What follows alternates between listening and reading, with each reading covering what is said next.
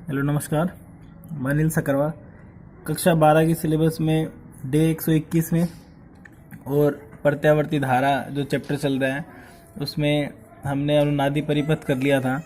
अनुनादी परिपथ में नेक्स्ट जो टॉपिक है वो है अनुनादी परिपथ का विशेषता गुणांक। क्यू गुणांक कहते हैं इसे, क्वालिटी फैक्टर कहते हैं, क्वालिटी फैक्टर या क्यू फैक्टर और फॉर द रेजोनेंस सर्किट। अनुनादी परिपथ के लिए विशेषता गुणांक। अब विशेषता गुणांक क्या है? एक संख्यात्मक मान है विशेषता गुणांक। संख्यात्मक मान जो क्या बताता है, सबसे महत्वपूर्ण बात, जो किसी अनुनादी वक्र की तीक्ष्णता को बताता है। और तीक्ष्णता का मतलब है कि वो वहाँ से पीक वैल्यू कितनी इजी वे में प्राप्त होगी। अगर तीक्ष्णता कम है, ऊपर से ग्राफ फ्लैट है या समतल है यूँ कहते हैं, तो वहाँ अनुनादी मान प्राप्त करना मुश्किल है। इसीलिए सटीक मान प्राप्त करने के लिए क्यू गुणांक का महत्व है। तो क्यू गुणांक का मान जितना ज़्यादा होगा, ग्राफ की तीक्ष्णता का मान उतना ही ज़्यादा होगा। यानी सिंपल ये कह सकते हैं कि किसी भी अनुनादी वक्र की तीक्ष्णता को व्यक्त करने के लिए एक संख्यात्मक मान का प्रयोग किया जाता है जिसे जिसे क्यू गुणांक या विशेषता गुणांक कहते हैं। तो इसकी परिभाषा लिख लें आप, जैसे स्क्रीन पे दिखाई दे रही है, आपको स्क्रीनशॉट ले ले चाहे, कि किसी प्रत्यावर्ती धारा परिपथ के अनुनाद वक्र की तीक्ष्णता को एक विशेष अंक के द्वारा व्यक्त किया जाता है जिसे क्यू गुणांक या विशेषता गुणांक कहते हैं। अब ये अंक है तो ये विमाहीन राशि है, यानी कोई मात्रक इसका नहीं है। यह परिपथ द्वारा लगभग समान मान की विभिन्न आवृत्तियों में विभेद करने की क्षमता का मापन है। यानी कोई भी ग्राफ जो है उसके द्वारा विशेष आवृत्ति, जो जिस आवृत्ति के संकेत हमें चाहिए उस आवृत्ति के संकेत प्राप्त करने की क्षमता उस परिपथ के द्वारा कितनी है, उसका मापन इसमें किया जाता है। कि अगर Q का मान कम होगा, इसका मतलब ग्राफ तीक्ष्ण नहीं है, ऊपर से तीखा नहीं है, नुकीला नहीं है, और नुकीला नहीं है तो एग्जैक्ट वैल्यू हमें नहीं मिलेगी। जैसे अगर ग्राफ इस तरह से है तो हमें ये पीक वैल्यू इजी वे में प्राप्त हो जाएगी। ये ग्राफ अगर इस तरह से है तो यहाँ से देखें तो ये मान लगभग क्या रहेंगे, एक समान रहेंगे, तो एग्जैक्ट मान मिलना पॉसिबल नहीं है। इसलिए यह परिपथ द्वारा लगभग समान मान की विभिन्न आवृत्तियों में विभेद करने की क्षमता का मापन है। अब क्यू गुणांक का जो मान है, क्यू गुणांक अनुनाद वक्र की तीक्ष्णता के समानुपाती होते हैं। अतः अनुनाद वक्र जितना तीक्ष्ण होगा क्यू गुणांक उतना ही अधिक होगा। सिंपल ये कह सकते हैं, ये तीक्ष्णता का मापन है। एक ही लाइन में लिखे इतनी बात को तो ये कह सकते हैं कि क्यू गुणांक किसी अनुनादी परिपथ की, अनुनादी वक्र की तीक्ष्णता का मापन है। जितना क्यू का मान ज़्यादा होगा उतना ही ग्राफ की तीक्ष्णता ज़्यादा होगी। ये तो होगी इसकी परिभाषा कि है क्या क्यू गुणांक। अब हम इसका सॉल्यूशन लेंगे, इसका डेरिवेशन प्राप्त करेंगे। उसके लिए एलसीआर परिपथ का यूज़ कर रहे हैं। एलसीआर परिपथ हम पढ़ चुके हैं पहले। एलसीआर परिपथ में जब प्रेरकत्व में से प्रवाहित धारा अधिकतम होती है तो उस स्थिति में ऊर्जा भी अधिकतम ही संचित होती है। यानी धारा का मान जब अधिकतम होगा तो ऊर्जा भी अधिकतम होगी। ये हम पिछले चैप्टर में पढ़ चुके हैं। और उस संचित ऊर्जा के लिए व्यंजक भी हमने निकाला था 1/2 Li², क्योंकि L जो प्रेरण कुंडली वो भी ऊर्जा का संचयन करती है, ऊर्जा संचित करती है, चुंबकीय ऊर्जा जिसे कहते हैं, और उसका मान आता है 1/2 Li²। I का मान अधिकतम है, I0 है, तो संचित ऊर्जा का मान भी अधिकतम होगा। तो वहाँ से अधिकतम संचित ऊर्जा क्या होगी? अधिकतम संचित ऊर्जा यानी कितनी ऊर्जा संचित हो रही है और कितना वहाँ यूज़ हो रहा है ऊर्जा का, उसके अनुसार जो है इसको परिभाषित किया जाता है, डेरिवेशन प्राप्त किया जाता है, इसका सॉल्यूशन लिया जाता है। तो प्रत्येक चक्कर में ऊर्जा हानि देख ले कितनी है। एक चक्कर में ऊर्जा हानि क्या होती है? I² RT के बराबर होती है। और उनका जो अनुपात है वही क्यू गुणांक के द्वारा परिभाषित किया जाता है। तो अगर यूं कहें कि अधिकतम संचित ऊर्जा एलसीआर अनुनादी परिपथ में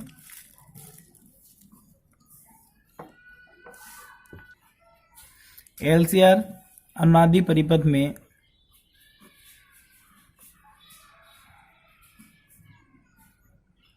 अधिकतम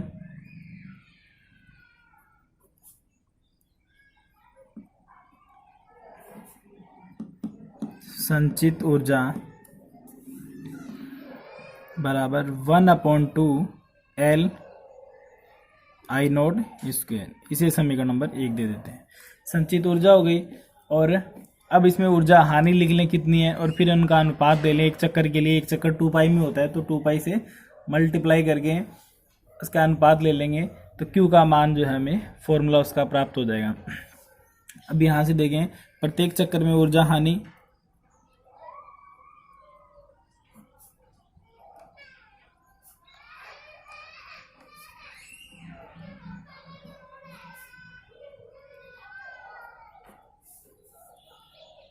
क्या होगी, I² RT। कैपिटल T क्यों लिया है, क्योंकि एक चक्कर का आवर्तकाल है, समय है। R क्या है, प्रतिरोध है जो LCR परिपथ में लगे हैं। I क्या है, इसमें प्रवाहित धारा है। तो ये जो धारा प्रवाहित होती है, ये हमेशा ध्यान रखना, हमें पहले जिक्र कर चुके हैं हम इसका बहुत बार, कि ये हमेशा कौन सा धारा होती है, RMS होती है। तो I RMS² RT, इसे समीकरण नंबर 2 दे देते हैं। ये वही फॉर्मूला है जो कक्षा 10 में नॉर्मली आता है, सिंपल ऊष्मा का H बराबर लेते हैं, VIT लेते हैं, V की जगह IR रख दें तो I² RT हो जाएगा। अब Q का मान निकालने के लिए फॉर्मूला क्या है, इसके लिए Q एक संख्यात्मक मान है, तो किसी राशि में उसी राशि को अगर डिवाइड किया जाए तो ही संख्यात्मक मान आएगा। तो यहाँ ऊर्जा के रूप में इसको परिभाषित किया जाता है। तो 2 पाई, एक चक्कर 2 पाई में पूरा होता है, इसलिए 2 पाई इंटू प्रत्येक चक्कर में परिपथ में संचित ऊर्जा और ऊर्जा हानि। तो क्या हो जाएगा, प्रत्येक चक्कर में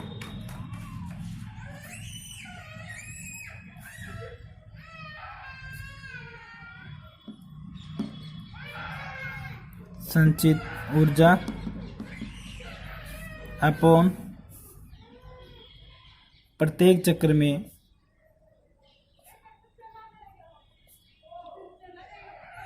ऊर्जा हानि। ये मान रख दें, दोनों मान रख दें और सोल्व कर लें, तो वैल्यू आ जाएगी 2 पाई इंटू संचित ऊर्जा कितनी है, 1/2 L I नोट स्क्वायर, और ऊर्जा हानि कितनी है, I RMS² RT। अब यहाँ सारी वैल्यूज आप रखते रहे और सोल्व करते रहे, फाइनल वैल्यू आ जाएगी अपने पास। तो यहाँ से 2 से 2 कैंसिल हो गया एक तो, और I RMS का मान हमें पता है I नोट की फॉर्म में, चाहे तो I नोट को कन्वर्ट कर लो, चाहे RMS को कन्वर्ट कर लो, एक फॉर्म में रख लें दोनों मान। ये हम पढ़ चुके हैं इसी चैप्टर में। I RMS = होता है I naught upon √2।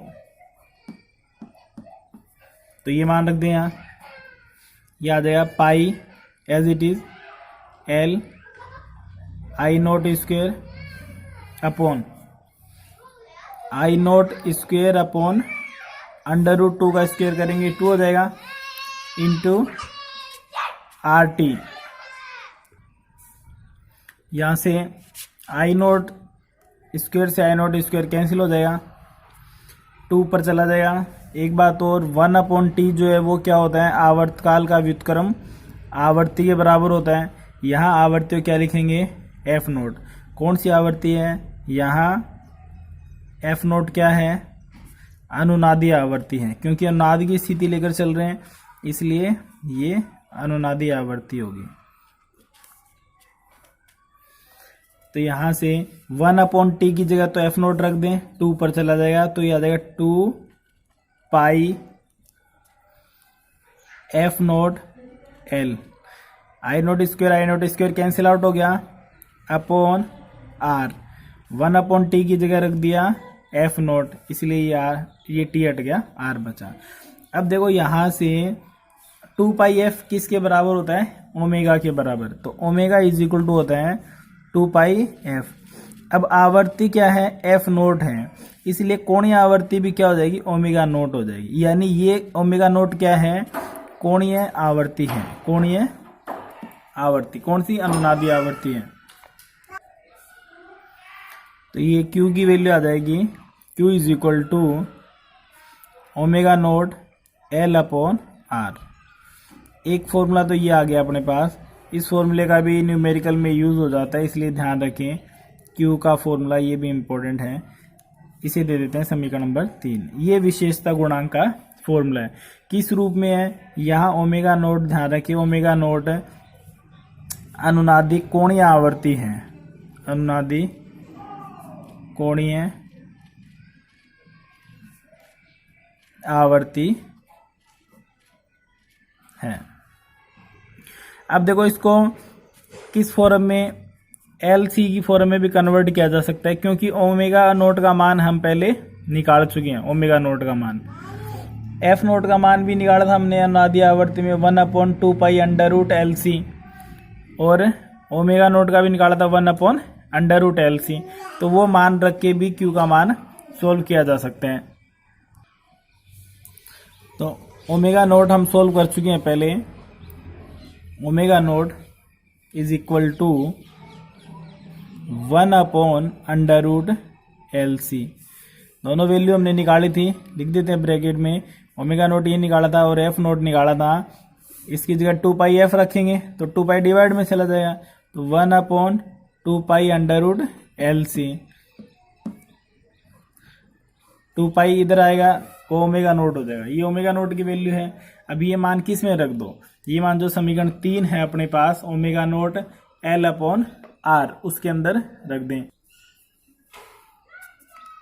Omega naught का मान समीकरण 3 में रखने पर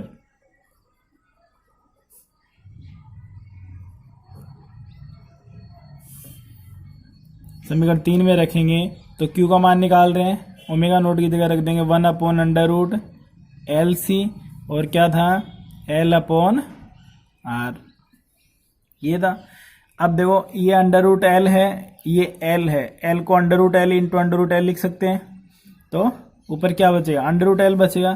तो यहाँ से वैल्यू बचेगी अंडर L/, ये कट जाएगा, एक पार्ट कट जाएगा L का, और एक पार्ट बचेगा यहाँ C का इंटू R। तो दोनों को एक साथ ही लिख दें। तो Q इज इक्वल टू आ गया, Q is equal to 1/R under L/C। ये फॉर्मूला आपको ध्यान रखना है। इसीलिए क्या Q का जो मान है वो R पे निर्भर करता है, यानी R का मान जितना कम होगा तीक्ष्णता उतनी ही ज़्यादा होगी। आवर्ती का मान ध्यान रखें कि आवर्ती का मान R पे निर्भर नहीं करता। ये बात हम पहले भी डिस्कस कर चुके हैं कल की क्लास में, कि F नोट का जो मान है वो तो 1/2 पाई अंडर LC होता है, L और C पे निर्भर करता है। लेकिन ग्राफ जो है इसके इस तरह से लिए थे हमने, इसमें बना देता हूँ वो ग्राफ। इसके ग्राफ इस तरह से लिए थे हमने। तो ये ग्राफ क्या बताते हैं? ये अलग अलग तीक्ष्णता, R का मान अलग अलग बताते हैं। ये इसमें तीक्ष्णता सबसे ज़्यादा है, इसका मतलब R का मान सबसे कम है। तो Q का जो मान है वो किसके व्युत्क्रमानुपाती होता है? R के व्युत्क्रमानुपाती होता है। तो R जितना कम होगा, Q के लिए तीक्ष्णता का जो मान है गुणांक उतना ही ज़्यादा होगा। ये इसका फॉर्मूला है। जो हमें एग्ज़ाम में डेरिवेशन पूछ लिया जाए तो ये लिखा जाता है कि LCR अनुनादी परिपथ के लिए विशेषता गुणांक का व्यंजक प्राप्त कीजिए, तो आप व्यंजक प्राप्त कर सकते हैं। अगर डिफाइन करना है तो इसकी परिभाषा बतानी है कि विशेषता गुणांक क्या बताता है। विशेषता गुणांक अनुनादी वक्र की तीक्ष्णता को बताता है, और इसका उपयोग किस में है? विभिन्न आवर्तियां, लगभग समान मान की आवर्ती है। जैसे कल एग्जाम्पल हमने लिए थे FM के 92.5 है, 92.6 है, 92.7 है, हमें 92.5 चाहिए। तो क्या होगा? अगर रेडियो के ट्यूनिंग बटन को जब हम मूव करवाएंगे, घुमाएंगे उसे, तो वहाँ जब आवर्ती इसकी अनुनादी आवर्ती से मैच हो जाएगी, उसी समय जो सिग्नल है वो 92.5 के हमें प्राप्त हो जाएंगे, एग्जैक्ट 92.5 के। तो यहाँ इसका उपयोग भी हम लिख सकते हैं। दूसरी बात, इसका जो मान है Q का मान, वो एक संख्यात्मक मान है। सामान्य आवर्तियों के लिए इसका मान 10 से 100 के मध्य होते हैं। सामान्य ये बात भी नोट कर लें। सामान्य आवर्तियों के लिए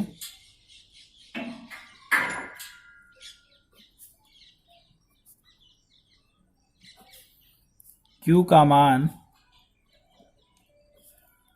10 से 100 के मध्य होता है। जो VHF आवर्तियां होती है, VHF वेरी हाई फ्रीक्वेंसी, उनका जो मान है वो 100 से भी ज़्यादा हो सकता है। VHF आवर्तियां, VHF का मतलब है very high frequency, very high frequency का मान 100 से अधिक भी हो सकता है। अब इसका क्यू का महत्व जो है वो भी उसी में है कि निश्चित आवर्ती को प्राप्त करने में किया जाता है। फॉर एग्जांपल, जब रेडियो के ट्यूनिंग बटन को घुमाया जाता है तो हम मूल रूप से LC परिपथ के संधारित्र की धारिता का मान परिवर्तित करते हैं, C का मान बदलते हैं, और इस प्रकार जब LC परिपथ की वास्तविक आवर्ती F0 को वांछित स्टेशन की आवर्ती F से मिलान करवा दिया जाता है तो रेडियो इस स्टेशन के संकेत को प्राप्त करने लगता है। तो ये क्या करता है, ये इस प्रकार से जो निश्चित आवर्तियां हैं उनको अलग कर सकता है आवर्तियों की भीड़ में से, यानी विभिन्न आवर्तियां हैं लगभग समान मान की, तो निश्चित मान को इसमें प्राप्त किया जा सकता है। सिंपल, जब LC परिपथ यूज़ किया जाता है, किसके अंदर रेडियो का जो सर्किट होता है उसमें LC सर्किट यूज़ किया जाता है, तो उसमें जब हम घुमाते हैं तो हम C के मान को बदलते हैं। अब C का मान जैसे जैसे बदलेगा तो यहाँ से Q का मान बदलेगा, Q का मान उस निश्चित मान के बराबर हो जाएगा, तो वो क्या करेगा, उन संकेतों को प्राप्त कर लेगा जो अनुनादी आवर्ती के संकेत है। उस समय अनुनादी आवर्ती वही आवर्ती है जिसके संकेत हमें प्राप्त करने हैं। तो ये है अपना Q गुणांक का टॉपिक। इसमें न्यूमेरिकल अगर पूछे जाएं तो देखो इस फॉर्म में पूछ लिए जाते हैं ज़्यादातर, क्योंकि ये आसान फॉर्म है 1/√LC। तो L और C का मान हमें दे दिया जाता है, सीधा मल्टीप्लाई करके और जो भी पावर्स होती है सोल्व करके उसका अंडरूट से बाहर निकाल सकते हैं। वैल्यू ऐसी दी जाती है जिनका अंडरूट लिया जा सके, सोल्व हो जाता है। दूसरा ये मान भी दिया जा सकता है देने को, तो ये Q फैक्टर के लिए है, ये कोणीय आवर्ती के लिए है जो पिछले टॉपिक में हमने पढ़ा था। तो कोणीय आवर्ती का मान अगर पूछा जाए तो नॉर्मली, और अनुनादी आवर्ती का पूछा जाए तो लिखा नहीं जाता कि कोणीय आवर्ती के रूप में ज्ञात कीजिए, ये लिख देते हैं कि अनुनादी आवर्ती का मान रेडियन पर सेकंड में ज्ञात कीजिए। तो रेडियन पर सेकंड ध्यान होना चाहिए, ये इसी की यूनिट है ओमेगा नोट की, इसी की जो यूनिट है वो क्या होती है, रेडियन पर सेकंड। तो रेडियन पर सेकंड अगर कहा गया क्वेश्चन में तो हमें ओमेगा नोट का मान ही ज्ञात करना है। Q के लिए पूछा जाए तो L, C, R तीनों की वैल्यू दे दी जाती है, तीनों की वैल्यू रख के Q गुणांक का मान ज्ञात किया जा सकता है। तो इस प्रकार से इसमें जो शॉर्ट क्वेश्चन है वो इसकी डेफिनेशन फॉर्म में या इसके उपयोग में या इसका फॉर्मूला पूछ लिया जाता है, और कंप्लीट क्वेश्चन पूछ जाए तो इसको डेराइव करवा लिया जाता है। तो इसको रिवाइज कर लें, बाकी बात जो है वो नेक्स्ट क्लास में करेंगे, नेक्स्ट टॉपिक पढ़ेंगे। इसमें ऊर्जा आएगा, नेक्स्ट टॉपिक शक्ति पढ़ेंगे परिपथ की, प्रत्यावर्ती परिपथ के लिए शक्ति का मान। बाकी बात नेक्स्ट क्लास में।